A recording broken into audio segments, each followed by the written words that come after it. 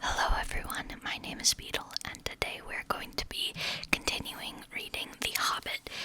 We read chapter 1 in the last episode, so now we're moving on to chapter 2. All I will say is that first of all, I'm really enjoying this. Second of all, in the background I think is still Minecraft. And if it is, I cheat a lot in the game. But genuinely, I don't know, man. It's just I'm in this world to build stuff, not to play the game properly. So I'm pretty sure I cheat so that I don't die multiple times because I didn't want to walk back to where I was. Just, play video games how you find the most fun to play. And that's what I do. So I don't normally cheat in videos because I feel like you guys probably find it more fun if I don't, but whatever. I find it more fun if I do. I don't think I'm building. I think I'm killing the Ender Dragon, which I didn't really cheat for. Like I gave myself a bed to set my spawn. Anyway, it doesn't matter. Just I'm telling you now. Okay, let's just get straight into it. I'm really excited for this. Okay, so chapter 2, roast mutton. Up jumped Bilbo, and putting on his dressing gown, went into the dining room. There he saw nobody, but all the signs of a large and hurried breakfast. There was a fearful mess in the room, and piles of unwashed crocks in the kitchen. Nearly every pot and pan he possessed seemed to have been used. The washing up was so dismally real that Bilbo was forced to believe the party of the night before had not been part of his bad dreams, as he had rather hoped.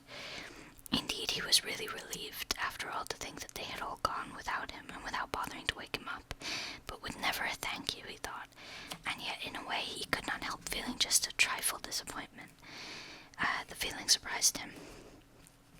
Don't be a fool, Bilbo Baggins, he said to himself, thinking of dragons and all that outlandish nonsense at your age. So he put on an apron, lit fires, boiled water, and washed up. Then he had a nice little breakfast in the kitchen before turning out the dining room. By the time the sun was shining, the front door was open, letting in a warm spring breeze. Bilbo began to whistle loudly and to forget about the night before. In fact, he was just sitting down to a nice little second breakfast in the dining room by the open window when in walked Gandalf. My dear fellow, said he, whenever are you going to come? What about an early start? And here you are having breakfast, or whatever you call it, at 10:30. They left you the message because they could not wait. What message? Said poor Mr. Baggins, all in a fluster. Great elephants, said Gandalf, you are not at all yourself this morning. You have never dusted the mantelpiece. What's that got to do with it? I have had enough to do with washing up for 14. If you had dusted the mantelpiece, you would have found this just under the clock, said Gandalf, handing Bilbo a note, written, of course, on his own notepaper. This is what he read. Thorin and Company, to burglar Bilbo greeting. For your hospitality, our sincerest thanks, and for your offer of professional assistance, our grateful acceptance. Terms, cash on delivery, up to and not exceeding 1/14 of total profits, if any. All traveling expenses guaranteed in any event. Funeral expenses to be defrayed by us or our representatives, if occasion arises and the matter is not otherwise arranged for. Thinking it unnecessary to disturb your esteemed repose, we have proceeded in advance to make requisite preparations, and shall await your respected person at the Green Dragon Inn Bywater at 11 a.m. sharp. Trusting that you will be punctual, we have the honor to remain yours deeply, Thorin and Co. That leaves you just 10 minutes. You will have to run, said Gandalf. But, said Bilbo, no time for it, said the wizard. But, said Bilbo again, no time for that either. Off you go. To the end of his days, Bilbo could never remember how he found himself outside, without a hat, a walking stick, or any money, or anything he usually took when he went out. Leaving his second breakfast half finished and quite unwashed up, pushing his keys into Gandalf's hands, and running as fast as his furry feet could carry him down the lane, past the great mill across the river, and then on for a mile or more.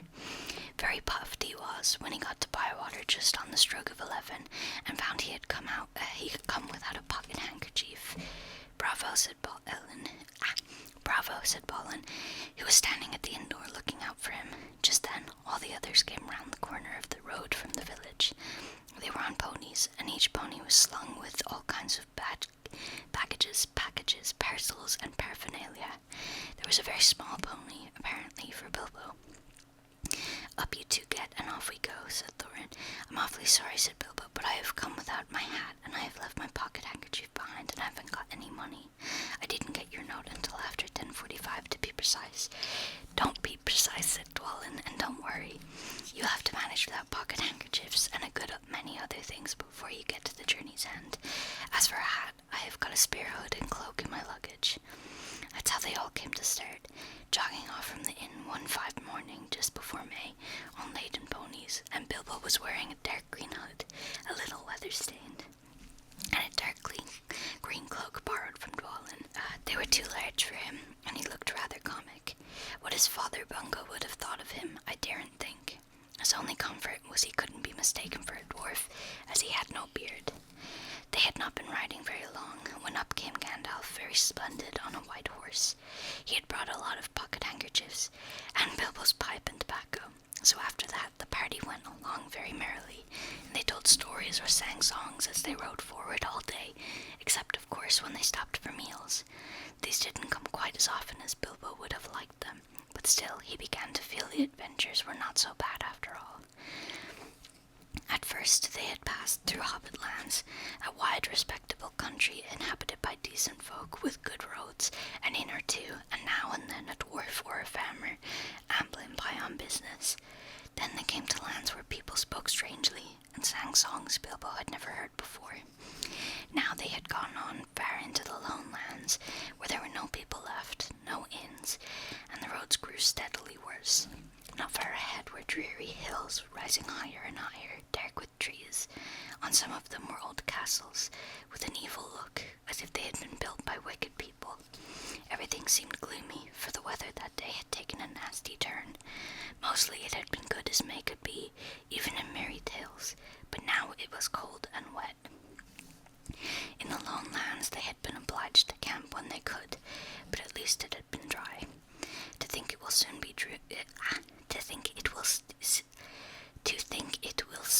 June, grumbled Bilbo, as he splashed along behind the others in a very muddy track. It was after tea time. It was pouring with rain, and had been all day, and his hood was dripping into his eyes. His cloak was full of water. The pony was tired and stumbled on stones, and the others were too grumpy to talk. And I'm sure the rain has got into the dry clothes and into the food bags, thought Bilbo. Bother burgling and everything to do with it. I wish I was at home in my nice hole by the fire with the kettle just beginning to sing. It was not the last time he wished that. Still the dwarfs jogged on, never turning around or taking any notice of the hobbit. Somewhere behind the grey clouds, the sun must have gone down, for it began to get dark as they went down into a deep valley with a river at the bottom. Wind went down. Wind got up. Wind got up, and willows along its banks bent and sighed. Okay. Fortunately, the road went over an ancient stone bridge, for the river, swollen with the rains, came crashing down from the hills and mountains in the north. It was nearly night when they had crossed over. The wind broke up the grey clouds, and a wandering moon appeared above the hills between the flying rags. Then they stopped, and Thorin muttered something about supper, and where should we get a dry patch to sleep on? Not until then did they notice that Gandalf was missing. So far he had come all the way with them, never saying if he was in the adventurer, or merely keeping them company for a while. He'd eaten most, talked most, and laughed more. I can't read today, guys. He had eaten most, talked most, and laughed most, but now he simply was not there at all. Just when a wizard would have been most useful to, groaned Dori and Nori, who shared the hobbits' views about regular meals, plenty and often. They decided in the end that they would have to camp where they were. They moved to a clump of trees, and though it was drier under them, the wind shook the rain off the leaves, and the drip, drip was most annoying. Also, the mischief seemed to have gotten into the fire. Dwarfs can make a fire almost anywhere, out of almost anything, wind or no wind, but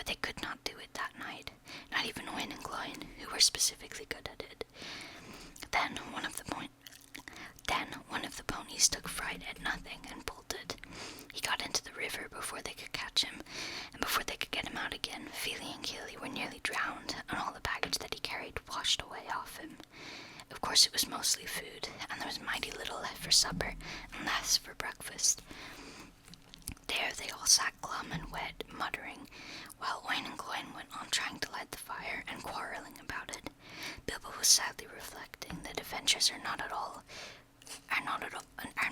pony rides and May sunshine when Balin, who was always their lookout man, said, "There's a light over there." There was a hill some way off with trees on it, pretty thick in parts.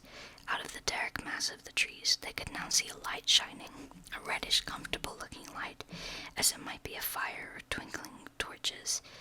When they had looked at it for some time, they fell to arguing. Some said no, and some said yes. Some said they could but go and see, and anything was better than little supper, less breakfast, and wet clothes all the night. Others said these parts are none too well known, and are too near the mountains. Travelers seldom come this way now. The old maps are of no use. Things have changed for the worse, and the road is unguarded.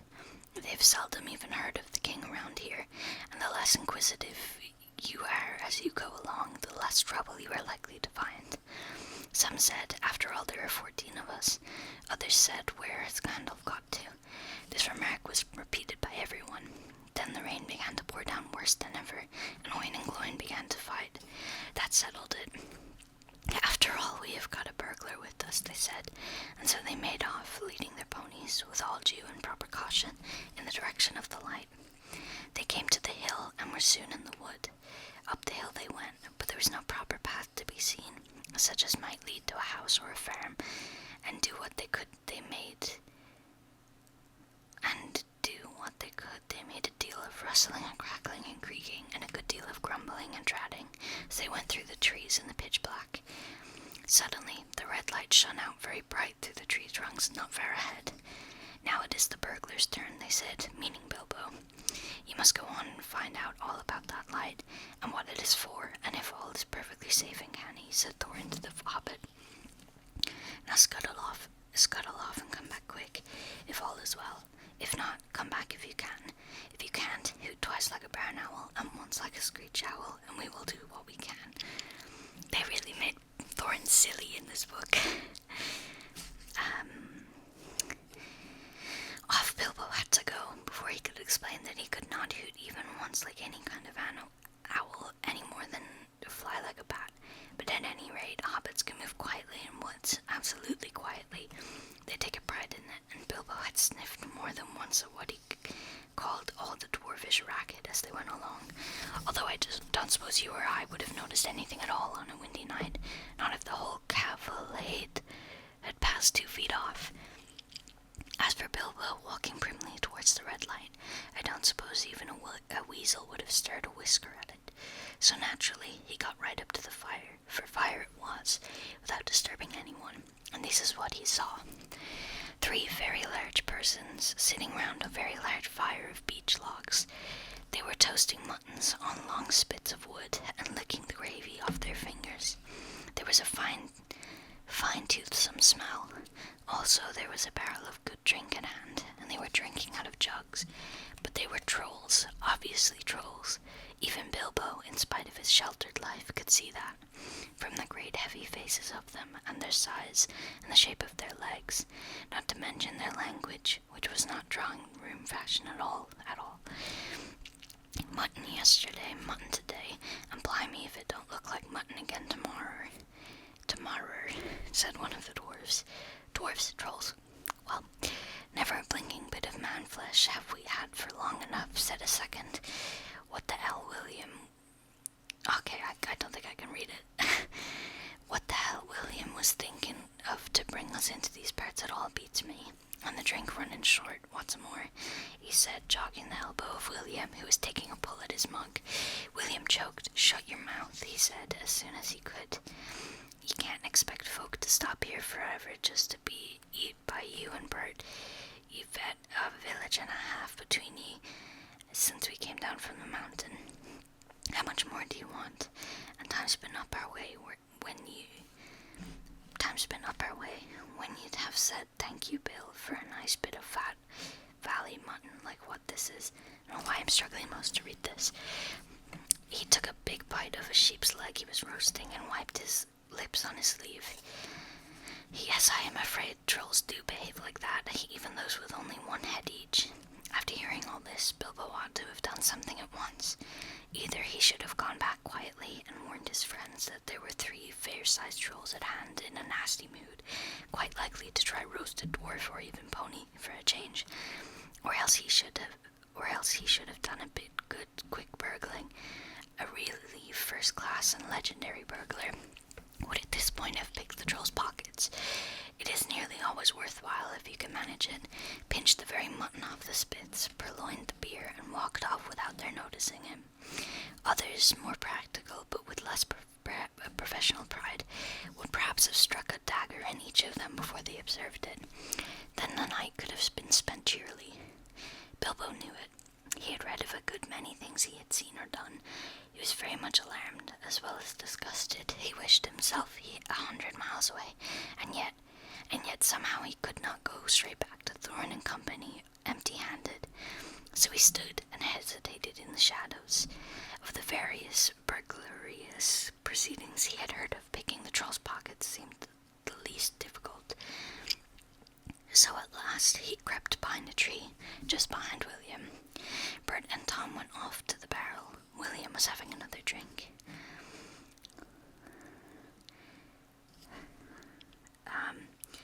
Then Bilbo plucked up courage and put his little hand in William's enormous pocket.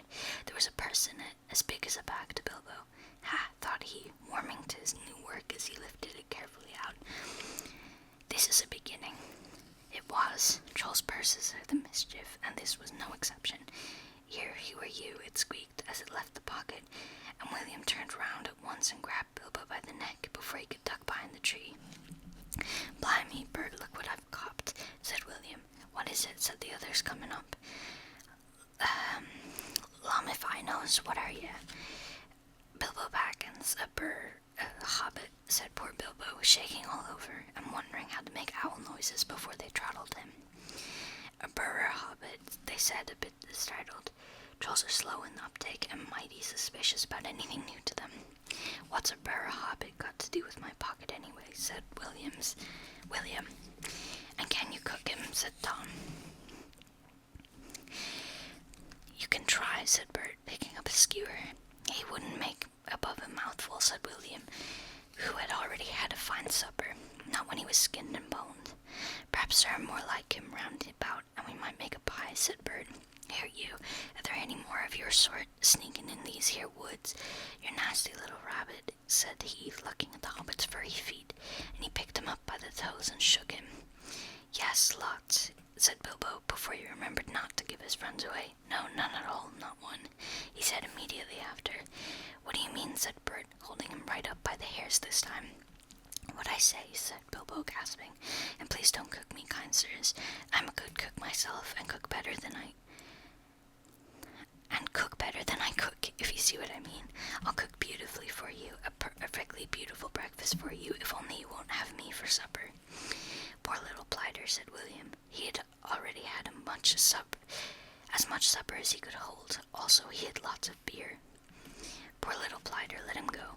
Not till he says what he means by lots, and none at all, said Bert. I don't want to have my throat cut in my sleep. Hold his toes in the fire till he talks. I won't have it, said William. I caught him anyway. You're a fat fool, William, said Bert. And as I've said afore this evening, and you're allowed, and I won't take that from you, Bill Huggins, said Bert, and puts his fist in William's eye. Then there was a gorgeous row. Bilbo had just enough wits left when Bert dropped him on the ground to scramble out of the way of their feet before they were fighting like dogs and calling one another all sorts of perfectly true and applicable names in very loud voices. Soon they were locked in one another's arms and rolling nearly into the fire, kicking and thumping, while Tom whacked at them both with a branch to bring them to their senses, and that of course only made them madder than ever. That would have been the time for Bilbo to have left, but his poor little feet had been very squashed in Bert's big paw, and he had no breath in his body, and his head was going round, so he lay there for a while panting, just outside the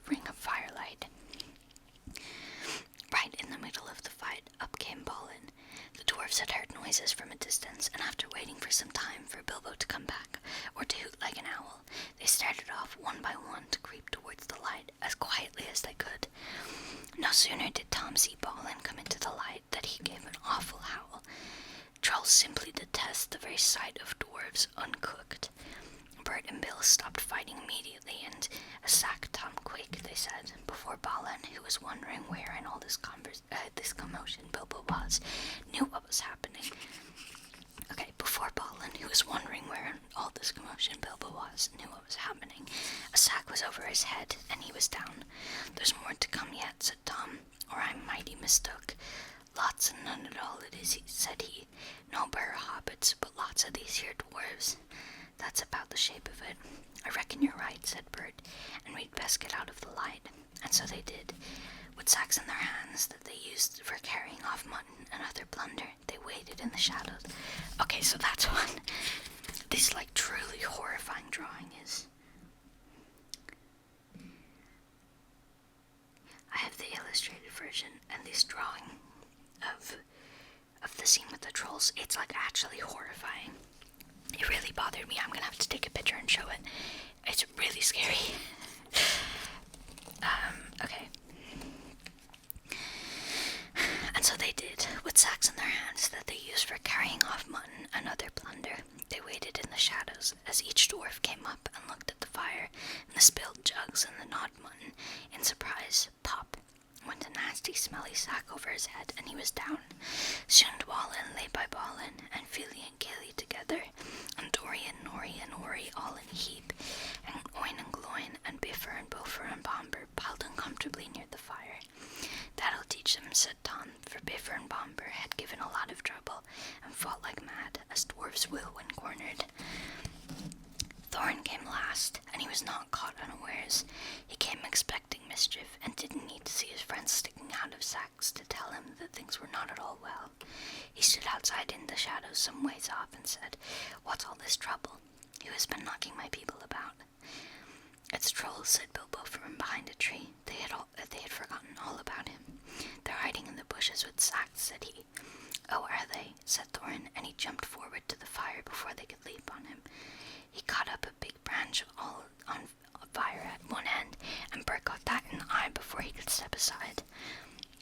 That put him out of the battle for a bit. Bilbo did his best. He caught hold of Tom's leg as well as he could. It was thick as a young tree trunk, but he was sent spinning up into the top of some bushes when Tom kicked the sparks up in Thorin's face. Tom got the branch in his teeth for that, and lost one of the front ones. It made him howl, I can tell you, but just as at that moment William came up behind and popped a sack right over Thorin's head and down to his toes, and so the fight ended. A nice pickle they were all in now, all neatly tied up in sacks, with 3 angry trolls and 2 with burns and bashes to remember, sitting by them, arguing whether they should roast them slowly, or mince them fine and boil them,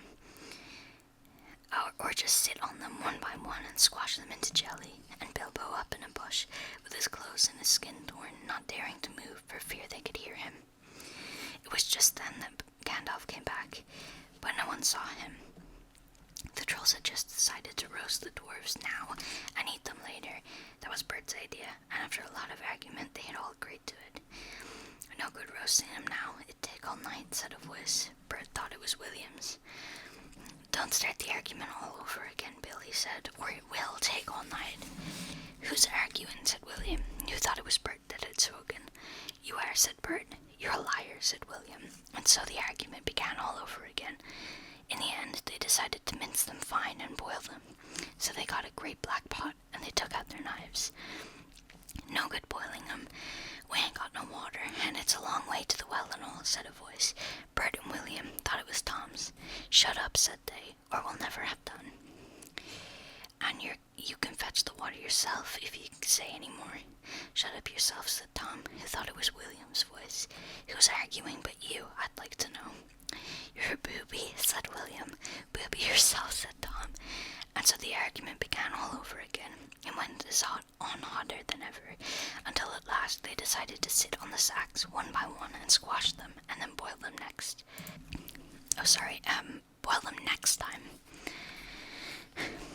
"Who shall we sit on first?" said the voice. "Better sit on the last fellow first," said Bert, whose eye had been damaged by Thorin. He thought Tom was talking. "Don't talk to yourself," said Tom. "But if you want to sit on the last one, sit on him." "Which is he?" "The one with the yellow stockings," said Bert. "Nonsense, the one with the gray stockings," said a voice like William's. "Thorin's wearing yellow stockings." "Thorin, what is your outfit? Oh my god." "I made sure it was yellow," said Bert. "Yellow it was," said William.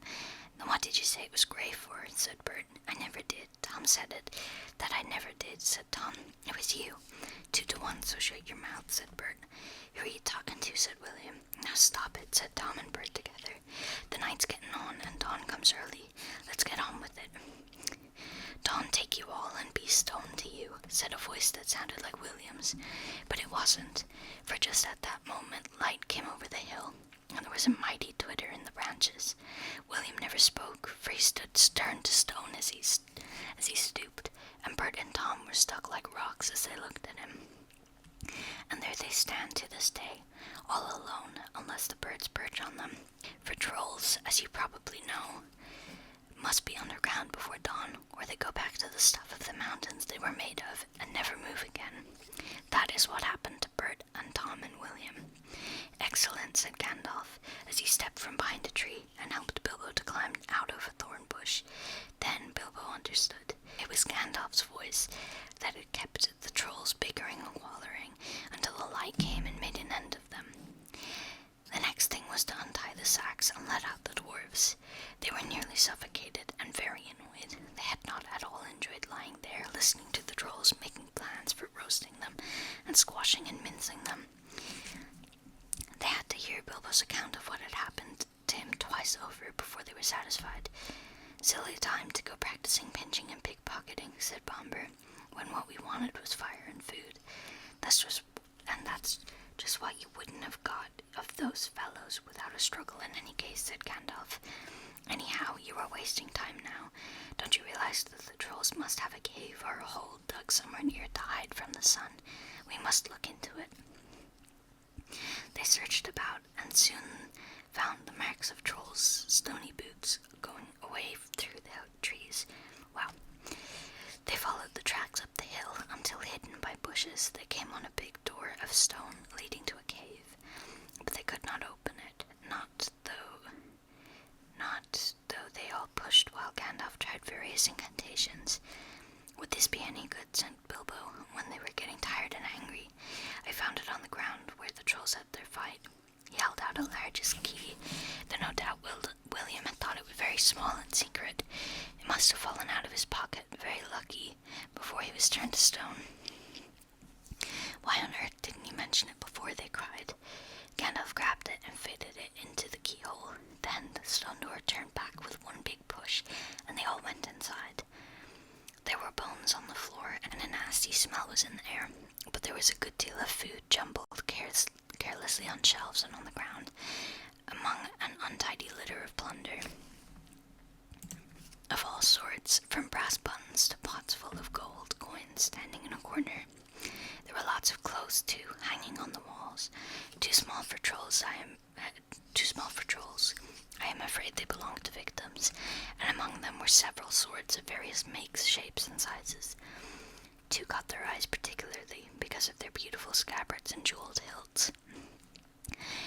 Gandalf and Thorin each took one of these, and Bilbo took a knife in a leather sheath. It would have made only a tiny pocket knife for a troll, but it was good as a short sword for the Hobbit. "These look like good blades," said the wizard, half drawing them and looking at them curiously. "They were not made by any troll, nor any smith among men in these parts and days, but when we can read the runes on them, we shall know more about them." "Let's get out of this horrible smell," said Fili. So they carried out the pots of coins and such food as was untouched and looked fit to eat, also one barrel of ale, which was still full. By that time they felt like breakfast, and being very hungry, they did not turn their noses up at what they had got from the troll's larder. Their own provisions were very scanty. Now they had bread and cheese and plenty of ale and bacon to toast in the embers of the fire. After that they slept, for their night had been disturbed, and they did nothing more till the afternoon. Then they brought up their ponies and carried away the pots of gold and buried them very secretly, not far from the track by the river, putting a great many spells over them, just in case they ever had the chance to come back and recover them. When that was done, they all mounted once more and jogged along again on the path towards the east. "Where did you go, if I may ask?" said Thorin to Gandalf, as they rode along. "To look ahead," said he. "And what brought you back in the nick of time?" "Looking behind," said he. "Exactly," said Thorin, "but could you be more plain?" "I went on to spy out our road. It will soon become dangerous and difficult. Also, I was anxious about replenishing our stock of provisions. I had not gone very far, however, when I met a couple of friends of mine from Rivendell." "Where's that?" asked Bilbo. "They really changed a lot from the book to the movie." "Don't interrupt," said Gandalf. "You will get there in a few days now, if we're lucky, and find out all about it. As I was saying, I met 2 of Elrond's people. They were hurrying along for fear of the trolls. It was they who told me that 3 of them had come down from the mountains and settled in the woods not far from the road. They had frightened everyone from the district, and they waylaid strangers. I immediately had a feeling that I was wanted back. Looking behind, I saw a fire in the distance and made for it. So now you know. Please be more careful next time, or we shall never get anywhere." "Thank you," said Thorin. Wow. Yeah, that was chapter 2. It's only been 30 minutes. Like I said, I read the first chapter really slow, maybe. We will read chapter 3 in this video too. I'm still loving this. However, Bilbo's even, I don't know, in the movie, it's very much bravery and dumb luck that gets Bilbo and the group anywhere. Or not the others, obviously, they're like great warriors or whatever. Bilbo's very much like all dumb luck and bravery. He's so brave that he just throws himself into situations to try to save people or to help people. And through dumb luck, he's fine. He's also pretty smart. So he does stuff that seems smart, but if it wasn't for luck, they wouldn't have worked. In this, Bilbo has not done anything. And also, a big complaint I've always had about the movie is that I love the dwarves, and I really wish we had more scenes with all of them. I'm pretty sure, I know Bomber at least never says a single word of dialogue in any of the movies. He does have one scene where he speaks, but that was only put in the extended edition. So, obviously, most of the interactions that did happen were clearly made up for the movie. I'm wondering if the interactions I really like will be in the book, or if they were just made up for the movie, in which case I don't think people give the movie enough credit. Because this book is good, but it's lacking everything that I love about the movies. I really am wondering. First of all, the thing I'm wondering about is when it will be established that Fili and Kili are Thorin's nephews, because in the movie it's not until it's really late into the movies. I'm pretty sure it's the start of it's the end. It's the end of the middle movie, where he finally says the words nephews, which I think is very funny. Because I don't know, I guess I care about these characters more than the stories are asking you for. I'm also wondering, the next chapter is pretty short as well, from 45 to 54.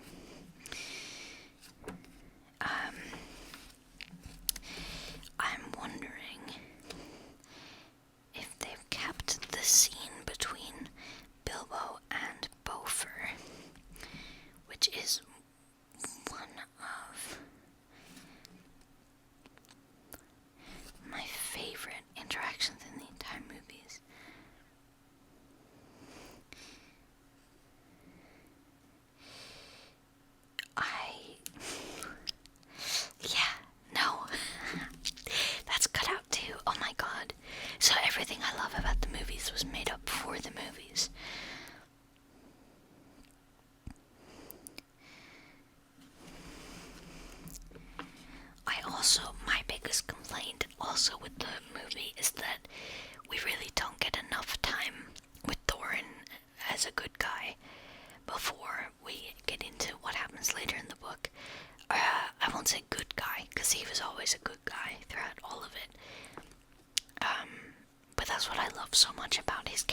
acknowledges all of the things that he did for his people, and there was that one throwaway line.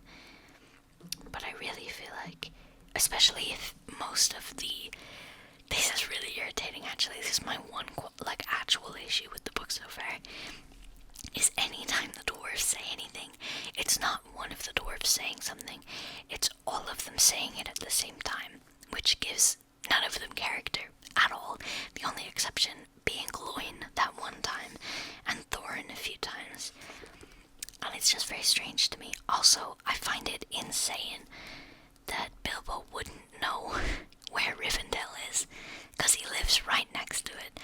And also, maybe it's also just a movie thing. I thought it was established that Bilbo used to run off into the woods to chase elves and fairies. And why would he be looking in the woods for elves if he didn't know that he lived, right next to Rivendell? I don't know. I'm just, kind of realizing how much of it is made up for the movies. I think this book is great, and I'm enjoying it, but I do think I'm gonna come out of it loving the movies more, because I do know, I very much am aware. I guess if you don't know what happens in this, I don't want to spoil it, but something huge happens at the end of the book. Huge. I think it's huge. Something huge happens at the end of the book, and I'm pretty sure it's one line. Literally just one line in the entire book.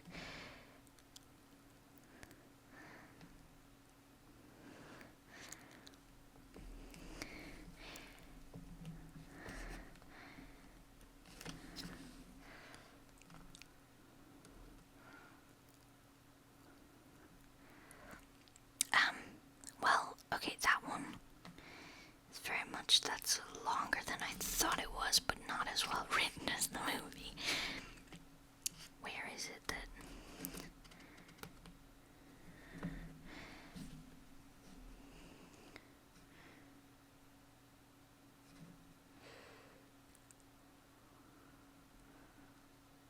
Yeah. Just... Oh my god. Okay. So,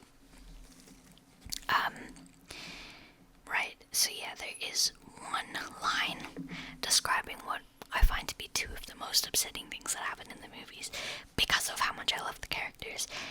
And also that line is phrased saying that Thorin is Fili and Gilly's, the older brother of their mother. And I'm wondering, is that going to be the entire time? The one time throughout this entire book that's mentioned? Because I think that's so funny. Because in my mind it's such an important part of that dynamic. But really, I guess it isn't. Okay, anyway, we should probably continue reading this. Chapter 3, A Short Rest. They did not sing or tell stories that day, even though the weather improved, nor the next day, nor the day after. They had begun to feel that danger was not far away on either side. They camped under the stars, and their horses had more to eat than they had, for there was plenty of grass, but there was not much in their bags, even with what they had got from the trolls. One morning they forded a river at a wide, shallow place full of the noise of stones and foam. The far bank was steep and slippery. When they got to the top of it, leading their ponies, they saw that the great mountains had marched down very near to them. Already they seemed only a day's easy journey from the feet of the nearest.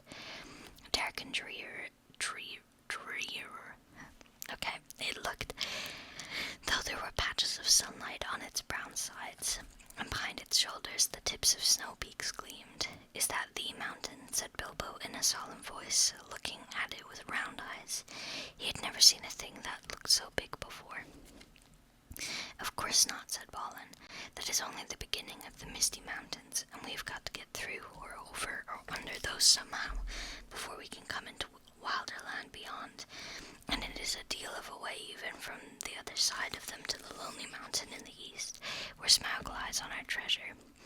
"Oh," said Bilbo, and just at that moment he felt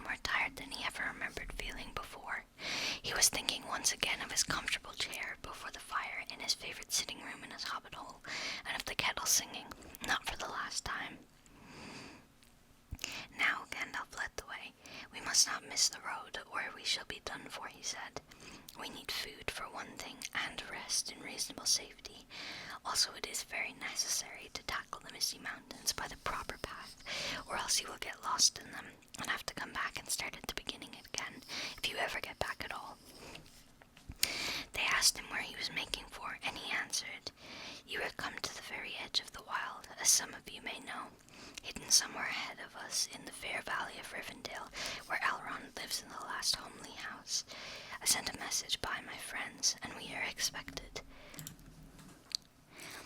That sounded nice and comforting, but they had not got there yet, and it was not so easy as it sounds to find the last homely house west of the mountains.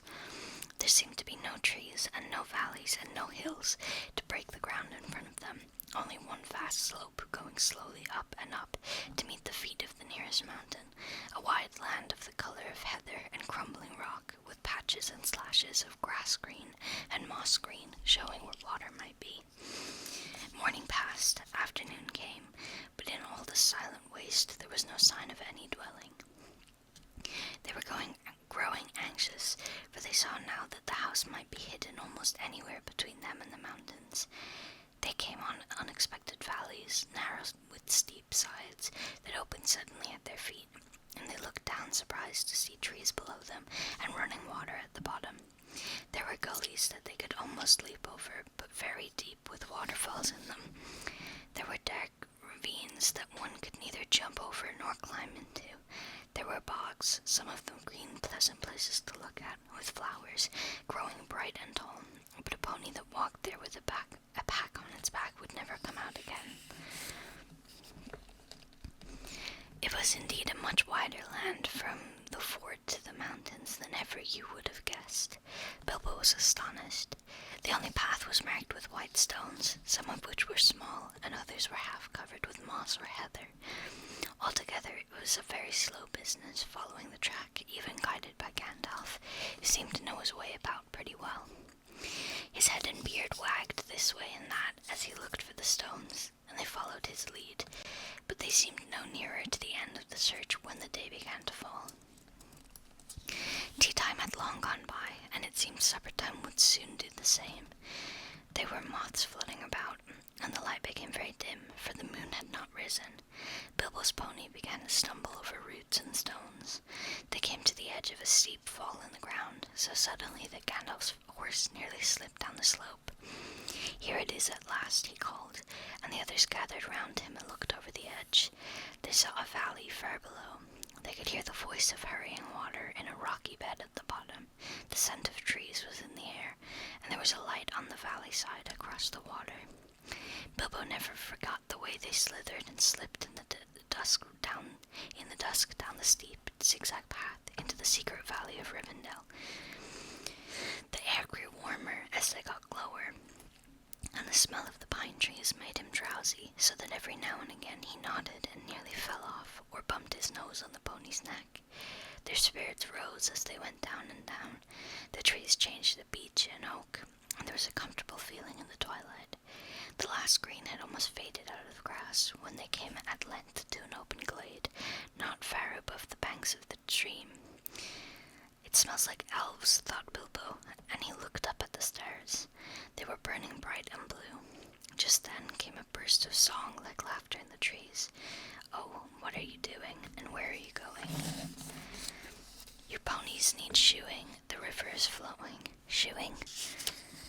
Oh, tra-la-la-la-la, here down in the valley. Oh, what are you seeking, and where are you making? I can't say that word. Oh my gosh. I'm almost positive that is the other version of that word, but I don't think YouTube would appreciate me saying either version of that word. The something are reeking. The bundles of sticks are reeking. The panics are baking. The valley is jolly. Where are you going, with beards all a-wagging? No knowing, no knowing. What brings Mr. Baggins and Balin and Dwalin down into the valley in June? Will you be staying, or will you be flying? daylight is dying. To fly would be folly, to stay would be jolly, and listen and hark till the end of the dark to our tune. So they laughed and sang in the trees, and pretty fair nonsense, I dare say you think. So they laughed and sang in the trees, and pretty fair nonsense, I dare say you think it. Not that they would care, they would only laugh all the more if you told them so. They were elves, of course. Soon Bilbo caught glimpses of them as the darkness deepened. He loved elves, though he seldom met them, but he was a little frightened of them too. Dwarfs don't get on well with them. Even decent enough dwarfs like Thorin and his friends think them foolish, which is a very foolish thing to think, or get annoyed with them. For some elves tease them and laugh at them, and most of all at their beards.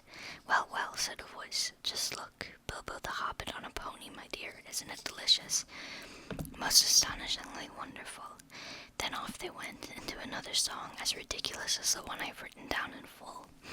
At last one, a tall young fellow, came out of the trees and bowed to Gandalf and to Thorin.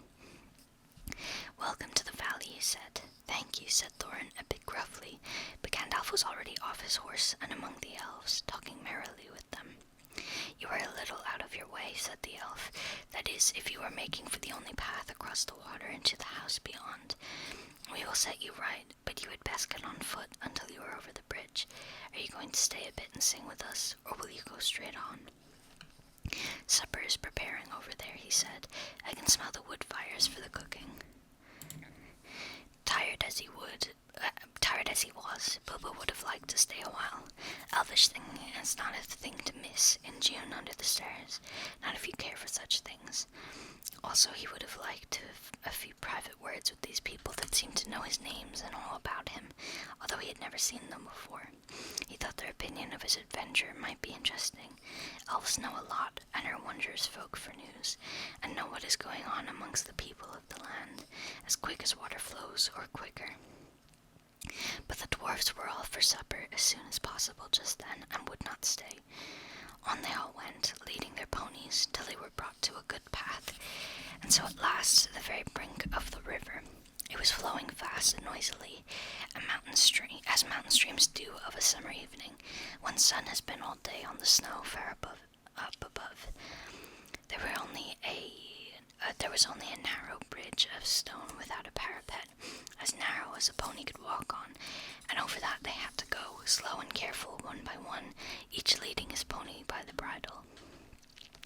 The elves had brought bright lanterns to the shore, and they sang a merry song as the party went across.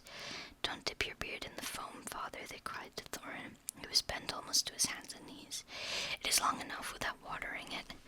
Mind Bilbo doesn't eat all the cakes, they called. He is too fat to get through keyholes yet. Hush, hush, good people, and good night, said Gandalf, who came at last. Valleys have ears, and some elves have over-merry tongues. Good night. And so at last they all came to the last homely house, and found its doors flung wide. Now it is a strange thing, but things that are good to have, and days that are good to spend, are soon told about, and not much to listen to, while things that are uncomfortable, palpitating, and even gruesome may make a good tale, and take a deal of telling anyway. They stayed long in that good house, 14 days at least, and they found it hard to leave. Bilbo would gladly have stopped there forever and ever, even supposing a wish would have taken him right back to his hobbit hole without trouble. Yet there is little to tell you about their stay. The master of the house was an elf friend, one of those people whose fathers came into the strange stories before the beginning of history, the wars of the evil goblins and the elves, and the first men in the north. In those days of our tale, there were still some people who had both elves and heroes of the north for ancestors, and Elrond, the master of the house, was their chief. He was as noble and as fair in face as an elf lord, as strong as a warrior, as wise as a wizard, as venerable as a king of dwarves, and as kind as summer. He comes into many tales, but his part in the story of Bilbo's great adventure is only a small one, though important, as you will see if we ever get to the end of it. His house was perfect, whether you liked food or sleep or work or storytelling or singing or just sitting and thinking best, or a pleasant mixture of them all. Evil things did not come into that valley. I wish I had time to tell you even a few of the tales carols or one or two of the songs that they heard in that house. All of them, the ponies as well, grew refreshed and strong in a few days there. Their clothes were mended as well as their bruises, their tempers and their hopes. Their bags were filled with food and provisions light to carry, but strong to bring them over the mountain passes. Their plans were improved with the best advice, so the time came to Midsummer Eve, and they were to go on again with the early sun on Midsummer morning.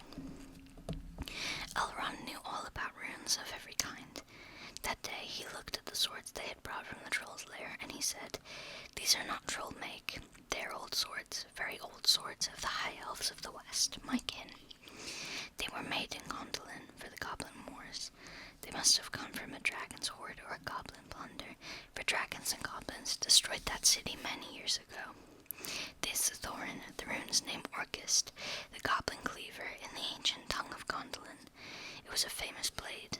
This Gandalf was glamdring foe hammer that the king of Gondolin once wore. Keep them well. Whence did the trolls get them, I wonder?" said Thorin, looking at his sword with a new interest. "I could not say," said Elrond, "but one may guess that your trolls had plundered other plunderers, or come on the remnants of old robbers in some hold in the mountains. I have heard that there are still forgotten treasures of old to be found in the deserted caves of the mines of Moria, since the dwarf and goblin war." Thorin pondered these words. "I will keep this sword in honor," he said. "May it soon cleave goblins once again." "A wish that is likely to be granted soon enough in the mountains," said Elrond. "But show me now your map." He took it and gazed long at it, and he shook his head, for if he did not altogether approve of dwarves and their loves of gold, he hated dragons and their cruel wickedness, and he grieved to remember the ruin of the town of Dale and its merry bells, and the burned banks of the bright river running. The moon was shining in a broad silver crescent.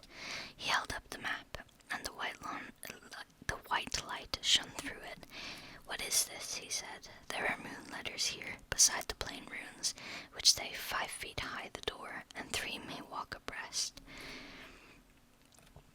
"What are moon letters?" asked the Hobbit, full of excitement.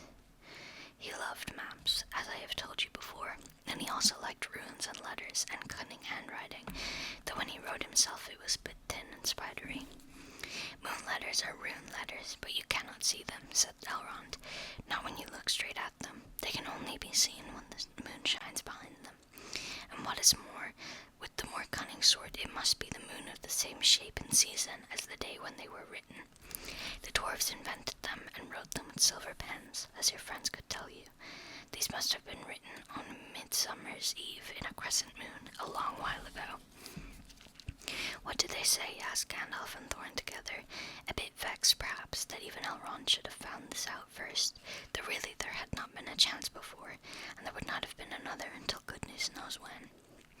"Stand by the grey stone when the thrush knocks," read Elrond, "and the setting sun with the last light of Durin's day will shine upon the keyhole."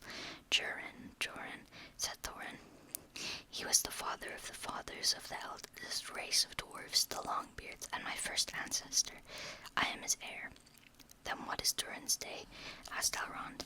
"The first day of the dwarf's new year," said Thorin, is as all should know the first day of the last moon of autumn on the threshold of winter. We still call it Durin's day when the last moon of autumn and sun are in the sky together. But this will not help us much, I fear, for it passes our skill in these days to guess when such a time will come again." "That remains to be seen," said Gandalf. "Is there any more writing?" "None to be seen by this moon," said Elrond, and he gave the map back to Thorin, and then they went down to the water to see the elves dance and sing upon the Midsummer's Eve. The next morning was a midsummer's morning, as fair and fresh as could be dreamed. Blue sky and never a cloud, and the sun dancing on the water. Now they rode away amid songs of farewell and good speed, with their hearts ready for more adventure, and with a knowledge of the road they must follow over the misty mountains till the land beyond. Okay, I think the next chapter is much bigger. So it's another 10 pages, so we're not going to read the next chapter, we're going to end it here. So we're going into chapter 4. Lost my bookmark,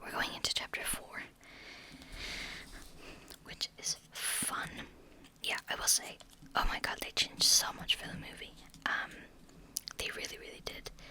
I think that I'm now coming at it as like this is a great book, but separated from the movie completely, which I'm fine with. I love the movies, and I like this book a lot. It's very well written, very hard to read, but very good and fun. So I think we'll probably read 2 or 3 chapters per video now. I don't know why it took me so long to read chapter 1.